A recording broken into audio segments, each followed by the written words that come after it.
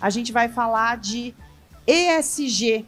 ESG, para quem não está familiarizado com essa sigla, é uma sigla para meio ambiente, social e governança. ESG, as empresas hoje em dia não podem mais não pensar nisso. É a pauta do momento e a gente não poderia deixar de falar, disso aqui nesse palco do Sunset Talks. A gente vai falar da importância do ESG no setor de lazer. Vamos receber especialistas no assunto para vir aqui conversar com a gente. Eles vão falar sobre o papel crucial das energias renováveis e da conservação de água. E também vão falar sobre práticas de ESG que podem trazer mais responsabilidade social para as organizações desse nosso setor. Para falar sobre isso, eu convido ao palco agora o Leonardo Abreu, diretor administrativo da Abagás, Associação Brasileira de Aquecimento a Gás. Leonardo, seja muito bem-vindo ao nosso palco. Pode se sentar, por gentileza. Convido também o Vitor Nomelini, coordenador de vendas e engenheiro da Cibrap. Seja muito bem-vindo, muito obrigada pela presença aqui na Expo Lazer. Pode se sentar, fique à vontade. Vou convidar agora o Leonardo Reise, gerente de marketing da Girassol Solar. Leonardo, seja muito bem-vindo, que bom ter a sua presença aqui. E para fazer a mediação desse painel, eu convido a influenciadora digital e apresentadora do programa de TV Casa Decorada da Band, a Natália Ramada. Natália, venha para cá. Seja bem-vinda novamente, Natália. Já esteve aqui com a gente no primeiro dia para um painel super bacana. Hoje são 2 painéis aqui para mediar, né, Natália? Muito bom ter você aqui com a gente. Agora é com você, Natália. Sejam muito bem-vindos. O nosso tema hoje tem uma valia muito grande, tanto para a indústria quanto para a arquitetura. Estou aqui com um time que me dá uma responsabilidade tremenda. Agora, meninos, se vocês me permitem, eu queria começar falando um pouco do que é a ESG. Porque muito se fala sobre a sigla, pouco se sabe sobre ela e muitas vezes a gente se enrosca no que é a sustentabilidade em relação à ESG. Bom dia a todos, obrigado, Natália. Quando a gente pensa essa sigla ESG, ela tomou corpo aí nos últimos 20, 25 anos, como um direcionamento para os investidores olharem para as empresas além do simplesmente última linha ali do balanço, né? Ela sempre, o investidor ser atraído não só pelo potencial de lucro que essa empresa traz, mas essa empresa demonstrar que tem ações voltadas à proteção ambiental, ao desenvolvimento social e que tenha a governança corporativa. Aí, embasado também em como ela trata os seus fornecedores, os seus clientes, os seus funcionários, controles, etc., né? Tudo que está ligado a essa boa prática de governança. Então, isso é uma coisa muito ligada ao mercado financeiro e que deu certo ao transcender, né? E tomou essa importância e as empresas estão se preocupando com a ESG não só como uma ferramenta financeira, né, de demonstrar para os investidores, mas como uma ação de marketing, né, delas mostrarem para os seus consumidores que elas são preocupadas com esses assuntos. Aí, o nosso papel aqui, quando a gente falar de área de lazer, é fazer isso transpor ainda mais, a gente fazer isso chegar no nível do consumidor, não dele consumir de empresas que demonstrem o ESG, mas ele mesmo ter o seu pensamento ESG ao consumir. A ESG é uma sigla que é mais voltada para a indústria. Não só a indústria, eu acho que começou mais com as empresas financeiras, na verdade. Acredito que as primeiras grandes empresas que adotaram isso foram bancos, né, para justamente proliferar essa ideia que veio de um fator que os investidores deveriam estar olhando. Então, os bancos foram os primeiros a promover essa indústria, mas com certeza a indústria como um dos grandes, talvez pelo fator ambiental, que é um dos que chama mais a atenção, que acabou tomando bastante conta. Se eu puder só complementar o meu xará, Quando a gente fala de ESG, a gente está falando de sustentabilidade em vários aspectos, né? Sustentabilidade no sentido de ser algo sustentável ao longo do prazo. Então, é isso, né? Tipo, se você só olha a última linha do lucro, beleza, você pode ter uma empresa, uma indústria, que seja, que gera um lucro ali legal, beleza. Mas se você olha na sustentabilidade ao longo do tempo, né? Se você olha, por exemplo, nessas 3 frentes, né? Que é a parte do meio ambiente. A gente está falando de meio ambiente aqui, a gente está falando de...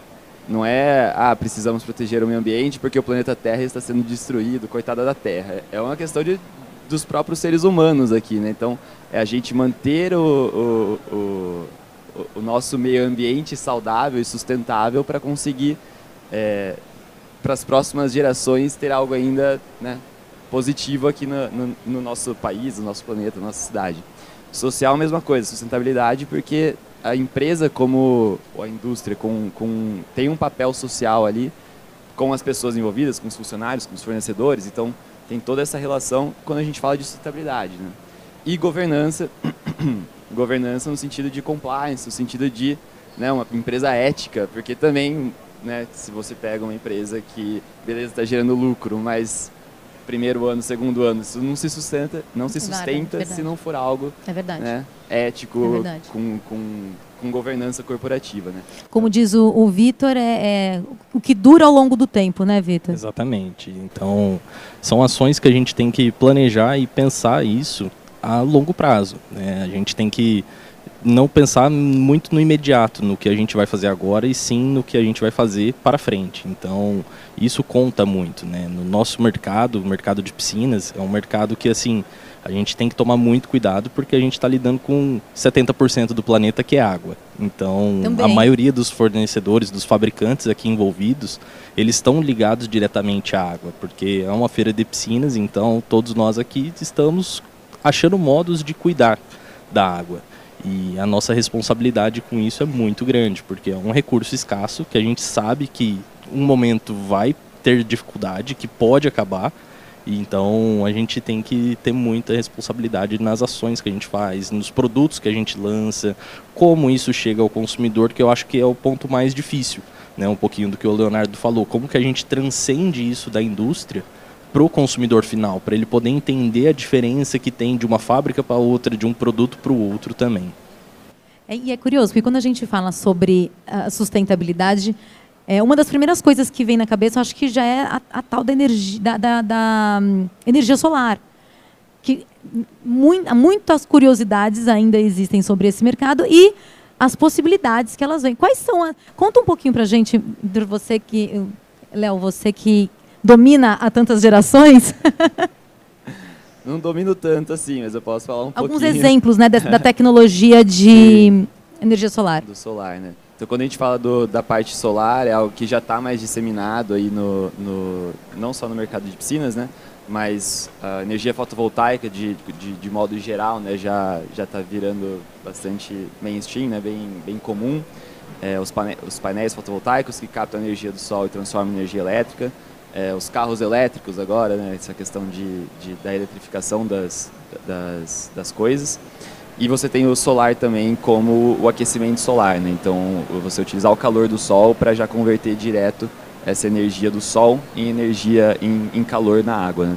Então, por exemplo, energia fotovoltaica, eletricidade, tem as suas vantagens, né? Que o principal dela é você gera energia elétrica para você fazer o que quiser com isso. Então, você pode energizar a sua geladeira, energizar o seu carro elétrico, energizar o micro-ondas, você pode energizar qualquer coisa que use energia elétrica. O solar, o aquecimento solar, você tem menos possibilidades, né? Você só gera o calor, mas ele é mais eficiente nessa troca térmica.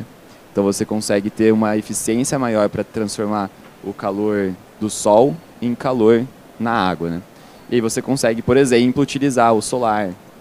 Qual que é o contra do solar? Você tem que ter o sol para você conseguir aquecer a piscina, né? Ou vento, né? Também, no caso, quando a gente fala ou de energia eólica. Por exemplo. Eólica é outro tipo de energia sustentável, renovável, né? Renovável. Que vem a partir do vento, mas é uma aplicação que você vai ter mais em grande porte, né? Eólica hoje, o que você tem no mercado assim, de eólica são usinas eólicas para produção de energia elétrica. E aí, aqui no nosso universo, a gente não tem muito a eólica, né? Ela está mais concentrada hoje no Nordeste, onde a gente vai ter uma maior faixa de atuação do vento e geração. Aqui a gente hoje já tem assim, uma construção muito grande de fazendas de energia elétrica, né? De fotovoltaico. Então, indústrias que se põem a fazer usinas para gerar energia elétrica a partir do fotovoltaico. E um pouquinho do que o Leonardo comentou sobre o solar, o Brasil é muito beneficiado pela posição geográfica dele com o sol. Então, para nós é muito fácil, muito bom poder contar com isso para a geração de calor na água, né? Então, poder utilizar tanto o fotovoltaico para eletricidade quanto o solar para a parte de aquecimento. E isso não é um aquecimento só para o mundo de piscinas, ele também é utilizado para o aquecimento de águas residenciais. Então, você pode aquecer tanto a água do chuveiro, quanto a água da piscina, quanto a água da cozinha. Então, ele pode ser utilizado também em várias frentes. Então, para completar, né, quando a gente está falando de energias renováveis, nós falamos daquilo que pode ser renovável, como o próprio nome diz. E entrou uma realidade agora que o gás, ele era considerado, ainda é considerado um combustível fóssil, né? A parte vem muito do petróleo, mas já vem crescendo e existe um potencial muito grande aqui no Brasil da geração do biometano, que é o gás gerado pelo tratamento de resíduos, seja deixados em aterros sanitários ou de resíduos que foram utilizados para criar outros combustíveis. Por exemplo, o bagaço da cana utilizado para fazer o etanol, ele pode ser utilizado para aproveitar o biometano, que se não fosse aproveitado estaria gerando efeito estufa na Terra. O metano ele é muito prejudicial ao efeito estufa, porém o biometano, daí você transformar ele em gás natural para realizar a combustão e ser aproveitado para geração de energia, seja numa termoelétrica, seja no fogão, seja num aquecedor a gás, ele daí está sendo reaproveitado e é considerado uma energia renovável. Esse gás ele já é comercializado naturalmente? Não. Já existia muita discussão sobre isso, né? Porém, todo gás, você não basta, criei um gás, vamos utilizá-lo, né? Tem toda a parte regulatória das empresas e em 2022 foram elaboradas as portarias da ANP, a agência que cuida disso, sobre a especificação que esse gás tem que atender. Não, ele tem que ter um poder calorífico tal, ele tem que ter um índice de VOB tal, um índice de metano tal, e isso foi regularizado e a partir de então começou-se a ter as empresas que produzem esse gás e as distribuidoras de gás natural têm utilizado parcialmente esse gás misturando com o gás fóssil para já dar um tom de sustentabilidade e vão aumentando essa proporção do uso do biometano conforme mais produtores são homologados, porque não basta existir a portaria de especificação, mas os produtores têm que se adequar e ter a certificação para começar a trabalhar. Não sei números agora, mas existem dezenas de produtores em processo de homologação só no estado de São Paulo.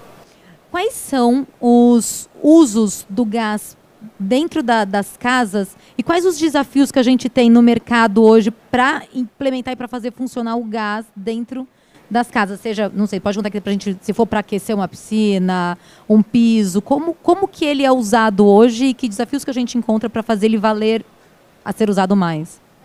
Na verdade, hoje em dia, o gás, aí olhando para o outro tipo de gás, que é o GLP, é um dos energéticos mais presentes nas residências brasileiras, porque praticamente todas as residências utilizam ele como a fonte de energia para a cocção, para cozinhar os alimentos no fogão. Existem outros usos no aquecimento de água, que daí pode ser utilizado no banho, na piscina, para fazer a calefação dos ambientes também. Existem alguns usos menores ainda para secagem de roupa, existem geladeiras a gás, outros aquecedores de ambiente que não de calefação, aqueles muito utilizados em restaurantes, aqueles patio heaters também.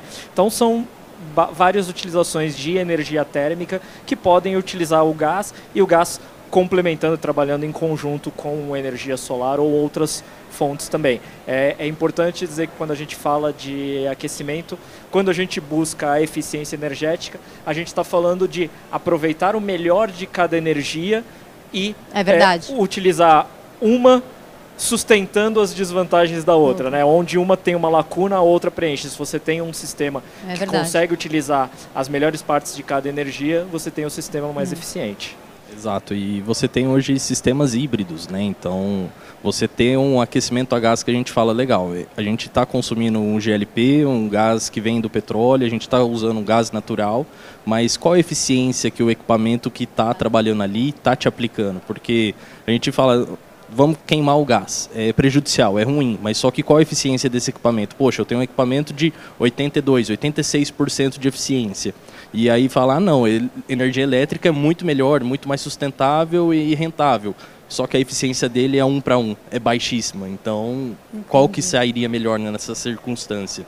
Seria muito mais vantagem realmente o uso do gás. Então, a gente vem muito fazendo essa combinação de poder buscar a eficiência do equipamento, a eficiência do que você está aplicando, para poder justificar essa sustentabilidade. Poder justificar que um equipamento realmente mereça ter um selo ecológico ali, né?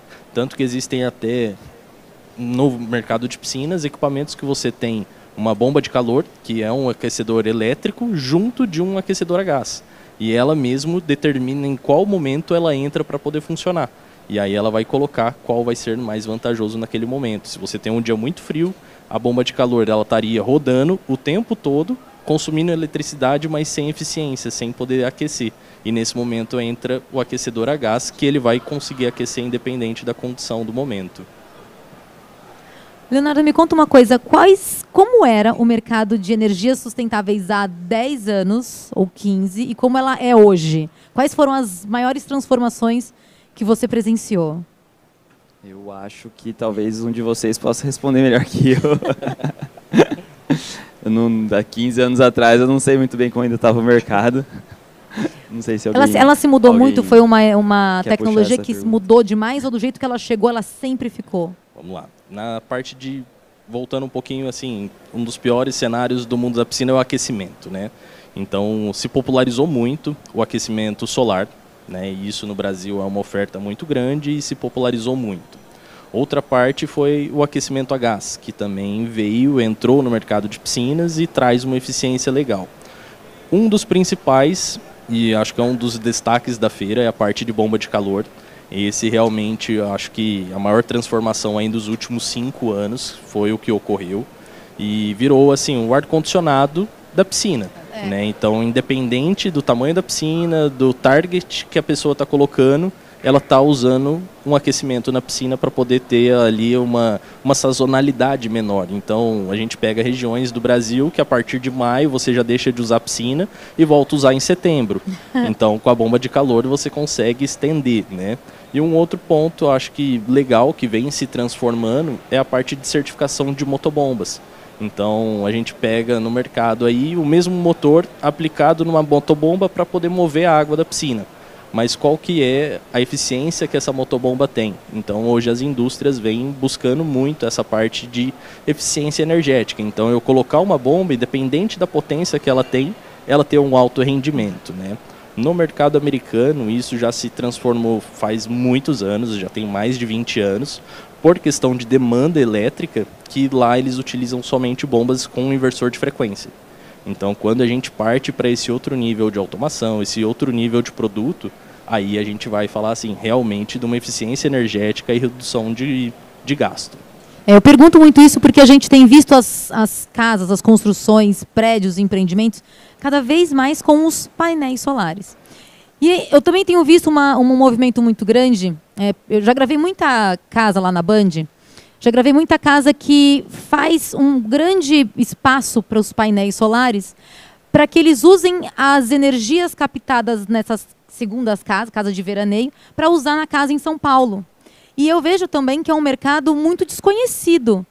Desconhecido principalmente tanto para o público final quanto para profissionais da área, como arquitetos, engenheiros, como que isso funciona na prática. E está aí uma grande vantagem desses painéis, né?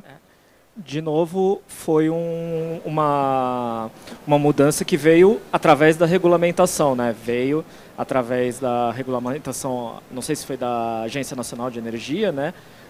Dessa possibilidade de você utilizar a energia gerada numa outra propriedade do mesmo CPF para abater na conta do outro. E uma coisa que facilitou muito isso no mundo do solar foi uma isenção que o governo lançou de impostos. Então isso fez com que se popularizasse realmente, né? Porque o acesso era muito baixo, muito restrito, e o investimento do solar a gente sabe que é a longo prazo. Então exato. você faz o investimento agora e tem X anos para ter esse retorno. E aí essa taxa caindo fez com que beneficiasse muito a difusão do solar hoje no nosso mercado. E o próprio preço do fotovoltaico também, né? O preço, você pega o gráfico de preço ao longo dos últimos 15 anos, é tipo uma linha descendente, uma queda, assim, né? Uma queda muito, muito drástica. Né, Essa era uma curiosidade minha. Tá muito mais barato do que há 10 anos atrás. Né? Há 3 anos atrás? A 3 ou a 10 ou a 20. Já tá, olha que é um período muito curto de tempo para a gente ter essa diferença tanto de valores quanto de emprego, né? Sim. Tanto que ela é empregada hoje. O curioso é a gente observar aí justamente um dos maiores desafios do ESG, porque a tecnologia ela só se popularizou e se difundiu à medida que você teve, as pessoas enxergaram um ganho financeiro, ou seja, a última linha do balanço, ao invés de priorizar o ambiental, o social e a governança. Então, se existisse e as pessoas se apropriassem mais desse conceito do ESG, estariam avaliando sim o conceito financeiro, porque não dá para ignorar isso, mas ele não seria o único fator a ser avaliado. Uma curiosidade, vocês que trabalham com tantos empreendimentos que ou começam, que hoje os novos já começam muito com as práticas do ESG, mas tem muitos empreendimentos que vêm se reformulando inteiro para colocar isso em prática, seja ele clubes ou condomínios ou casas. Tem algum exemplo para contar o quanto mudou isso dentro de um empreendimento? A gente encontra muito buscas por retrofits, né, que é como se chama quando o condomínio, a obra, um clube, etc., quer renovar a sua informação na busca de menores consumos energéticos ou, eventualmente, ao fim da vida útil dos aparelhos instalados. Né? Às vezes eles querem trocar por causa do alto custo ou simplesmente quebrou aquele sistema e ele vai substituir e na hora de substituir ele busca outras alternativas. Mais modernas, né? Mais tecnológicas. Mais modernas, etc. E aí a gente encontra muitas das evoluções que a gente falou que ocorreram nos últimos anos. E no caso específico de piscinas, a gente vê que o retrofit, na verdade, é só um fit, que é a aplicação do aquecimento. Porque talvez uma grande mudança que a gente tenha quando falou dos 15 anos atrás, não é no método de aquecimento, mas sim na aplicação do aquecimento. Não sei se existe uma estimativa mais precisa aí, que talvez a associação, a ANAP tenha, mas nas nossas estimativas, eu acredito que menos de 15% das piscinas do Brasil utilizem algum tipo de sistema de aquecimento. Sim, e uma mudança nesse mundo de aquecimento, assim, há pouco tempo atrás, há 10, 15 anos atrás, a gente tinha muitas piscinas ainda aquecidas com caldeiras a gás ou diesel. Então a gente imagina assim, o impacto que isso tinha, né? Tanto pelo desmatamento, tanto pelo uso do diesel e também pela queima. Então lenha era também. Assim, exato, a lenha. Então você tinha 3 vezes o impacto sendo realizado. Quando você parte para o mundo da bomba de calor, para o mundo da geração através do fotovoltaico, do solar aquecimento mesmo. solar, você vai assim, para uma redução, um impacto muito menor, né? E uma outra transformação, que nem você perguntou, Natália, sobre o mundo das piscinas, o que teve de transformação nesse tempo, né, e buscando um pouquinho o retrofit e atualização do pessoal, é o mundo de tratamento, né? Então, tanto eu quanto o Leonardo trabalham um pouquinho com essa parte de tratamentos alternativos. Então, você vai ali para um gerador de cloro à base de sal ou para um tratamento de ozônio. Então, são tratamentos que vão ser alternativos ao cloro convencional. Então, você está gerando ali na própria piscina uma forma mais sustentável, uma forma melhor de tratamento do que o uso do cloro, de manutenção. E isso faz com que você tenha um tratamento contínuo, você desperdice menos água, você trate melhor sua piscina. Então, são recursos que também chegam no nosso mercado muito voltado nesse ponto. E aí a gente deixa de ser propriamente o retrofit, que a pessoa acabou a vida útil, tudo, e passa ali realmente para o modo sustentável do negócio de falar, poxa, hoje eu tenho um consumo de cloro, eu tenho um desperdício de água, eu tenho aqui um descarte de material muito alto. Então, qual a opção que eu tenho no mercado para poder ter essa economia e poder ser mais sustentável, né? Quando a gente vai para grandes empreendimentos, construtoras, eles vêm buscando muito isso, já no nascimento da obra, já na construção. Clubes, academias mais antigas, aí realmente entra já no ponto de gasto e no ponto realmente de um retrofit ali da piscina. São muitas soluções, né, que a gente vai tendo para aplicar a ESG, para trazer mais sustentabilidade para o mundo. Inclusive, a prática de recursos híbridos, né, que a gente consegue fazer captação. Conta um pouquinho dessa outra parte de captação de recursos. Você fala no sentido de aquecimento ou no sentido de... Por exemplo, captação de recursos híbridos. Como que a gente pode deixar um projeto mais sustentável? Por exemplo, na parte de aquecimento, você tem justamente esses combos que você consegue fazer, né? Então, por exemplo, você tem energia solar, você tem o aquecimento a partir do solar. O solar vai funcionar, vai ter a maior eficiência para transformar o calor do sol em calor na água, mas ele funciona dependendo do sol. Então, nos momentos, né, nos dias mais frios, no inverno, em dias chuvosos, você pode complementar ele com um outro aquecimento, seja um aquecimento elétrico, um aquecimento a gás, onde você não dependa do sol, né? Você vai gastar uma energia, vai ser menos ecologicamente correto que o solar, mas você consegue complementar e você tem esse híbrido, onde o solar dá conta em alguns momentos, igual o Léo estava falando, né? E o a gás ou o elétrico, ou algum outro você tem como... esse suporte, ele dá esse suporte nos dias que você não consegue ter o calor, né? E isso é importante que seja planejado, né? Sim. Porque quando não é planejado, você às vezes não consegue utilizar o recurso que você tem. Então, vou construir uma casa. Se você não planeja isso com antecedência, você não vai conseguir utilizar. Para o solar funcionar legal, ele tem que estar voltado para a face norte. Então, nós estamos no hemisfério sul, o sol principal vai estar no Equador, então o painel tem que ser instalado com 25 graus voltado ao norte. Se a sua casa não tem um telhado com face norte, não vai adiantar você ter o solar. Só uma correçãozinha, com girassol especificamente você consegue fazer no plano, então não precisa do norte. Mas tem essa questão mesmo.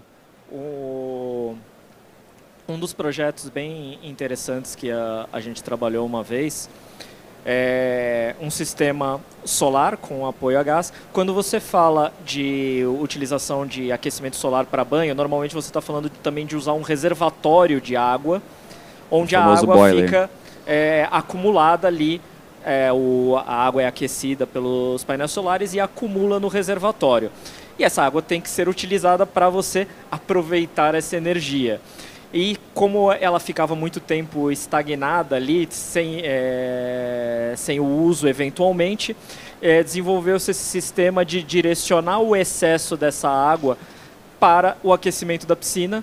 E daí novamente você tinha água fria no reservatório que poderia ser aquecida pelo sol. Então não se estava desperdiçando o sol.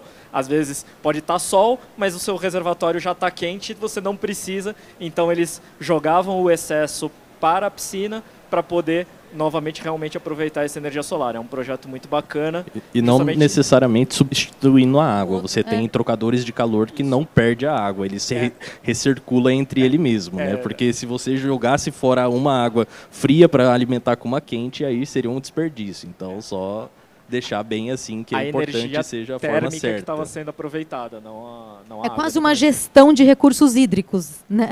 Que tem tudo a ver com a governança na parte do ASG. Total. E a gente vai muito também para esse lado, depois da gente colocar muito bem esse painel de energias sustentáveis, a gente passa também para um outro ponto do ASG, onde a gente fala sobre a gestão exata dos recursos hídricos, de quantas opções você pode fazer dentro de um projeto para fazer o reaproveitamento de diferentes fontes de água. Só dar um último exemplo que acho que é legal por conta das Olimpíadas agora, não sei quem viu, mas por exemplo, teve uma questão ali, algumas piscinas lá em Paris foram aquecidas utilizando água que era usada para fazer o resfriamento de data centers, né?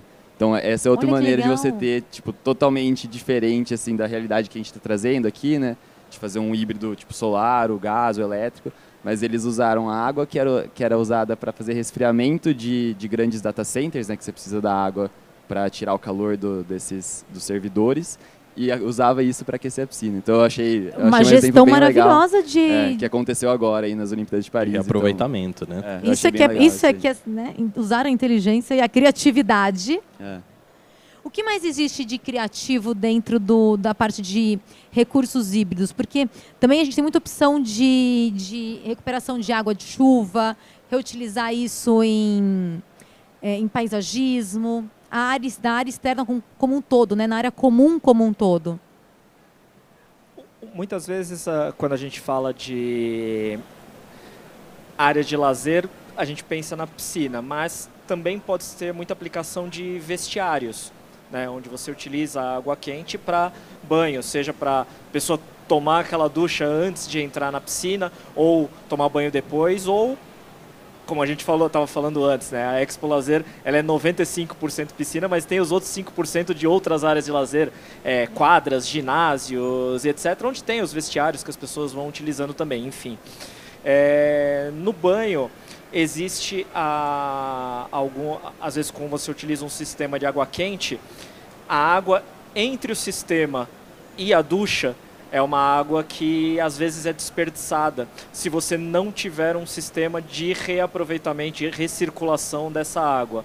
E poucos são os que realmente fazem esse investimento para fazer esse reaproveitamento. Isso gera tanto mais economia de água, não desperdício, economia de energia e conforto para quem está utilizando, porque a água ela é disponibilizada de forma mais rápida. Muitas vezes as pessoas sofrem, vou na academia, vou tomar um banho, abre, só que a água está fria, tem que ficar deixando a água rolar meia hora esquentar. Na verdade, ela não é esquentar, é água fria, que tem que sair para chegar. Nova. E existem maneiras de se fazer isso através de controladores, para você reaproveitar essa água fria. Não que ela caia no ralo, é tudo acontecendo por trás da parede, para que você tenha a água quente já saindo direto. Porque uma vez que ela foi para o ralo, ela é água cinza que não pode ser reaproveitada para fins sanitários. E um pouquinho do nosso mercado, né, voltando para a piscina, você tem também o reaproveitamento da água que você teoricamente desperdiçaria, jogaria fora, né? Porque é uma piscina, você vai fazer um tratamento, tudo, e na hora de fazer uma aspiração, você tem que fazer isso drenando, jogando a água da piscina fora. E muitas hoje piscinas comerciais já são feitas com tanques para poder captar essa água, tratar essa água e reutilizar. Seja ela para poder irrigar um jardim, seja ela para poder fazer uma limpeza de pátio, limpeza das ruas e também para retornar ela para a piscina. Então isso evita aí uma perda muito grande, porque quando a gente parte ali para um clube que tem uma piscina de 3 milhões de litros, na hora que você vai fazer uma limpeza dela, vai fazer uma aspiração, você está jogando ali 100, 200 mil litros facilmente. É um volume muito alto. Esses sistemas, eles ainda têm um custo muito elevado? Não, falta de conhecimento na maioria das vezes. Na maioria das vezes. Porque assim, é uma adequação que parte muitas vezes já do projeto inicial, mas só que pouca gente acaba tendo esse conhecimento, né? Então o mercado ainda depende um pouquinho dessa difusão de profissionais que já visam esse meio, né, essa parte sustentável do negócio e de responsabilidade mesmo.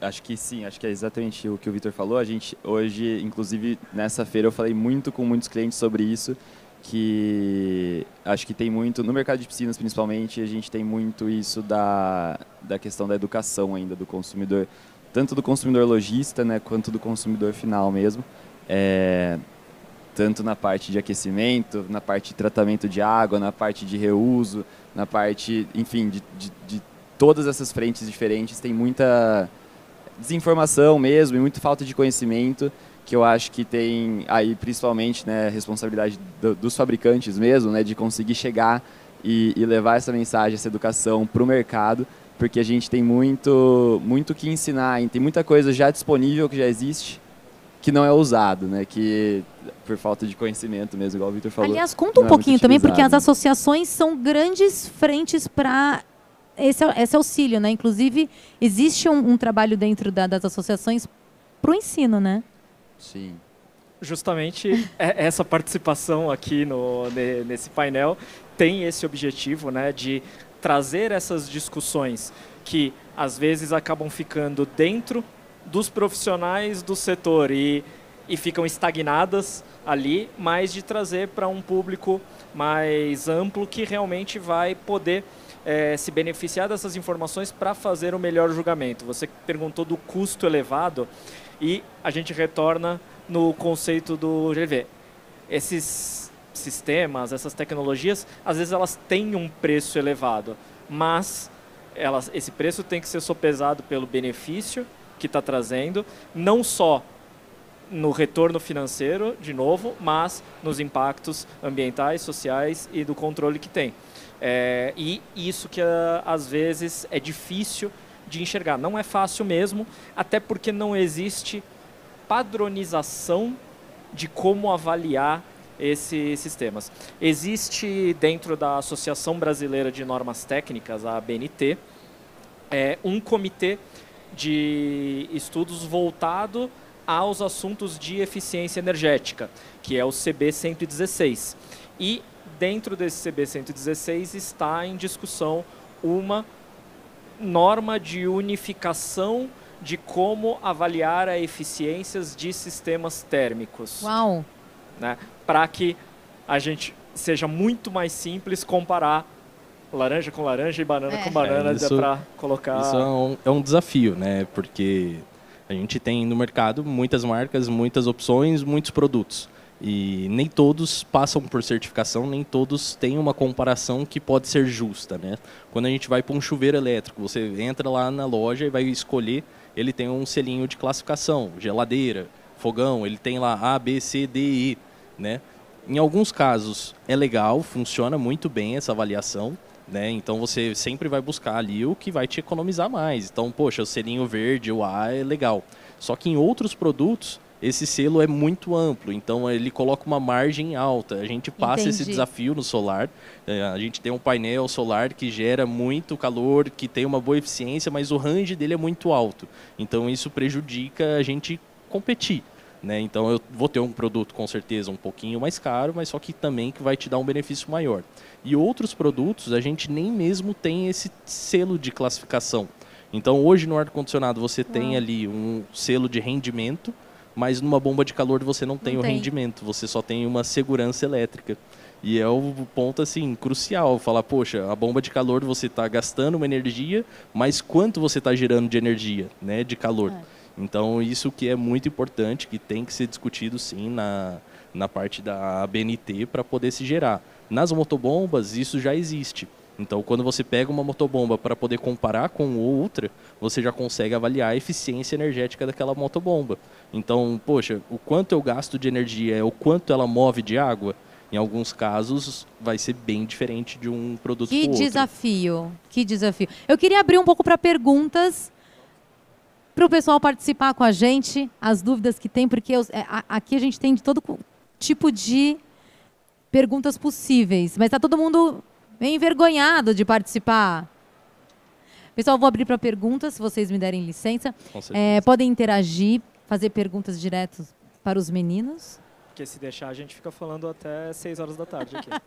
Tem muito tema, muita coisa para discutir nesse mercado, né? O pessoal...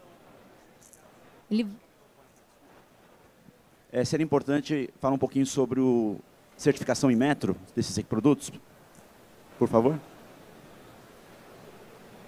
Com vocês. Eu acho que é o que o Vitor estava comentando agora, justamente, né? A gente hoje, na parte de aquecimento, tem o Inmetro como compulsório, né? E só que a gente tem muita coisa no mercado que, tipo, principalmente, né, empresas pequenas ou que nem é uma empresa de verdade, assim, mas que tem ali, vende produto sem o selo do Inmetro. Então, acho que esse é um dos pontos, justamente, de você ter a certificação do Inmetro. E depois tem, acho que, igual o Vitor estava comentando, de outros tipos de certificações, como, por exemplo, para trocador de calor, para você ter poder ter a eficiência energética a comparação dele, né? das eficiências.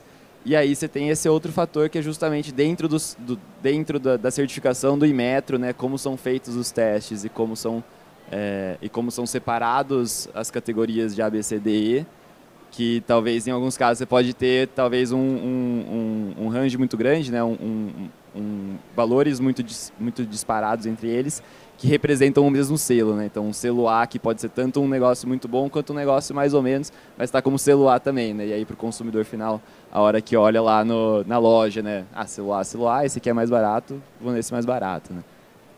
Não sei se alguém quer complementar aí. É importante citar, né, que quando existem esses selos de certificação do Inmetro, eles estão avaliando o produto, mas faz parte da avaliação também a certificação da empresa.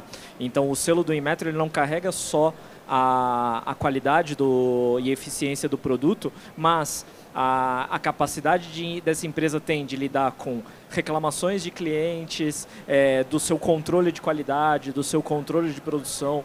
Então, o selo Inmetro representa muita coisa e deve ser, sim, muito valorizado pelo consumidor ao procurar produtos que tenham essa certificação. Nem que seja no nível mais básico possível, aquele da segurança elétrica, já é um grande passo. Melhor do que não ter absolutamente nada. É verdade.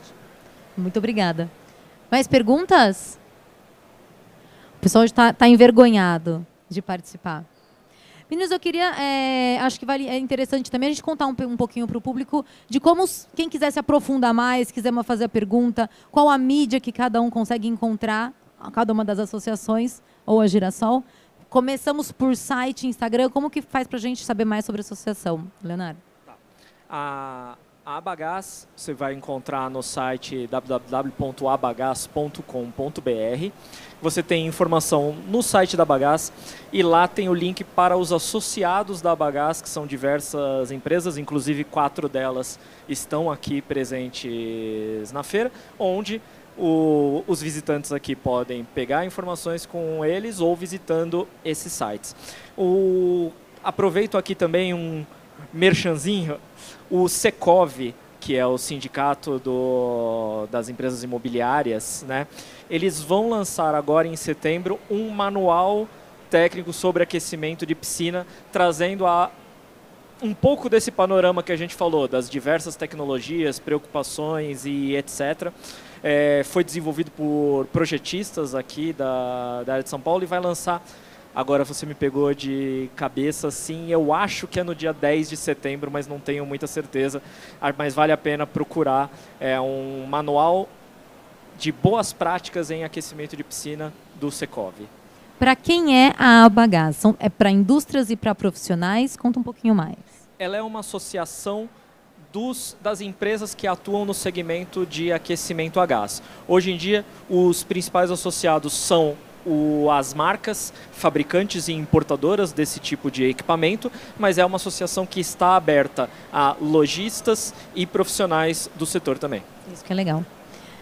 Conta um pouquinho mais, Vitor. Eu vou falar primeiro um pouquinho da ANAP, né? Eu estou na ANAP já há 2 gestões, então a Associação de Piscinas, ele vem fazendo um trabalho muito grande na parte de revisão das normas de piscinas. Então, isso traz boas práticas, traz segurança, traz melhorias para esse universo em várias frentes, né? Tanto na revisão da norma de segurança, tanto na revisão da norma de tratamento, que é o que vem sendo discutido agora. A ANAP, então, é uma empresa que está muito voltada para os fabricantes, né? Então, a maioria aqui, com certeza, está associada, mas só que ela chega no nível do piscineiro, né? Do tratador, da pessoa que está ali na ponta, no dia a dia, buscando também a capacitação. Então, a gente tem o curso próprio da ANAP para poder capacitar o pessoal e poder aplicar boas práticas de tratamento, segurança no dia a dia ali, né? Então esse é um pouquinho do trabalho que a ANAP vem fazendo, além de coletar dados e informações do setor, do segmento, poder disponibilizar isso, né? Um dos desafios nossos agora é poder chegar ao público final, né? Então trazer esse público final perto de nós para poder conhecer um pouquinho mais desse universo, conhecer um pouquinho mais do que a gente conversa ao nível, né, de fabricantes, para que eles possam cobrar isso lá na ponta, porque a gente fabrica, produz o equipamento, busca ali uma iniciativa, busca um recurso, e aí chega na loja, acaba parando essa informação, não chega até o consumidor. Então isso que a gente vem buscando para que tenha acesso ao consumidor e eles busquem nas lojas isso, né? E quais são os canais para encontrar mais? Bom, a ANAP está no Instagram, pode buscar direto com o ANAP ou diretamente no site, anap.org.br. Tô certo, o Marcelo está aqui para ajudar a gente, então essa seria. Da minha parte, eu sou coordenador da Cibrap, então a Cibrap também vai estar nas mídias sociais, como Cibrap, né, no Instagram, ou então no site cibrap.com.br. Maravilhoso. Leonardo, para a gente saber muito mais sobre a Girassol? Bom, da Girassol a gente está também disponível, Girassol Solar, só procurar no Google que você encontra a gente. Eu queria mais aproveitar para reforçar essa questão do ESG, para principalmente quem estiver escutando, lojistas ou fabricantes, que são 3 pontos, são 3 frentes muito importantes para pensar na sustentabilidade de longo prazo. Então eu queria reforçar só isso aqui de novo, que a gente falou lá no começo. Ambiental, social e governança, a gente está falando de empresas que não se preocupam só com o lucro. São empresas que querem realmente trazer um benefício para a sociedade, na frente ambiental, na frente social, na frente de governança.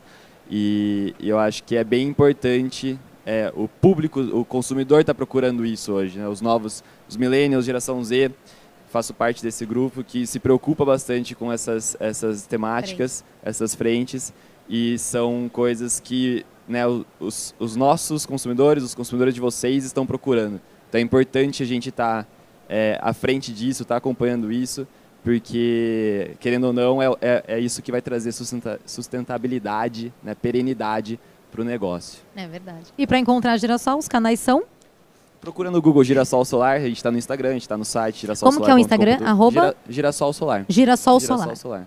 No site girassolsolar.com.br, Facebook, enfim, vocês conseguem Dá para encontrar em todos os cantos. Em todos os canais aí. Quero agradecer muito a presença, agradecer muito a dedicação, agradecer muito o compartilhamento das ideias e até a próxima. Muito obrigado. Nós que agradecemos a possibilidade aí. Obrigado a todos. Muito obrigada pela participação de todos.